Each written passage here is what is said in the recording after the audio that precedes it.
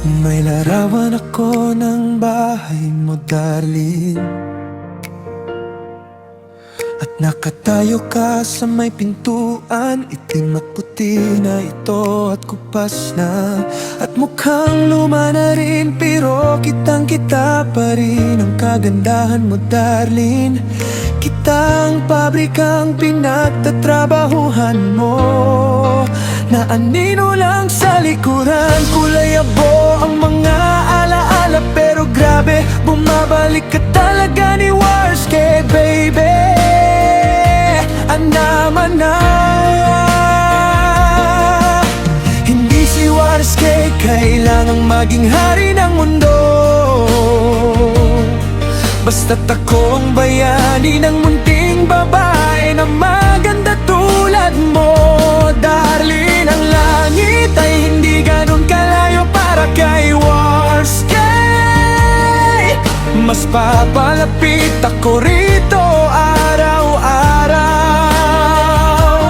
Kahit ano pang sabihin ng mga kaibigan mo, darling, na maganda't mabalit pa.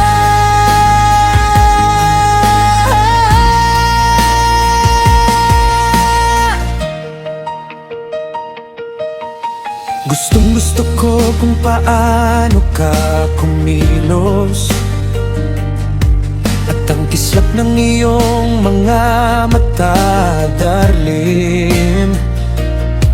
May kulay na malalim sa loob nito, parang bughaw na kalangitan sa mga subrep. Kapag umuwi ako ng gabi na, darling, at mahimbing kang natutulog sa kama, yayakapin kita ng mahigpit para maramdaman kong humihinga ka matik na. Hindi si Warske kailangang maging Superman, basta't ikaw pa rin ang pinakamalaking tagahanga ko, darling, kung mahal. Ang langit ay hindi ganun kalayo kay Warske, baby. Mas papalapit ako rito araw-araw. Kahit ano pang sabihin ng mga kaibigan mo, mahahanap natin ang ating daan. Oh, Warske ka, darling. Ngayon, namamatay na ang mga ilaw sa kahabaan ng boulevard. Biglang bumabalik ang alaala at nagpapahirap ito. Wala na akong ibang mapuntahan, at parang wala nang may pakialam. Hindi ko alam ang gagawin, pero hindi kita susukuan, darling.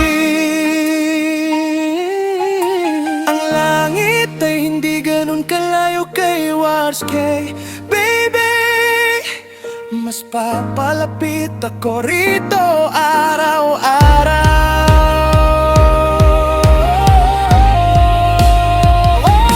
Kahit ano pang sabihin ng mga kaibigan mo, darling, alam kong makakahanap tayo ng paraan. Walang mahirap kay Warske, baby.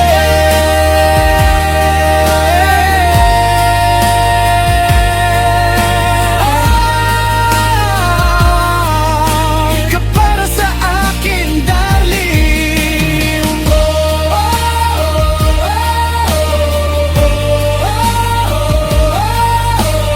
Warske, baby, naman na. Hindi ito ganun kalayo kay Warske, baby.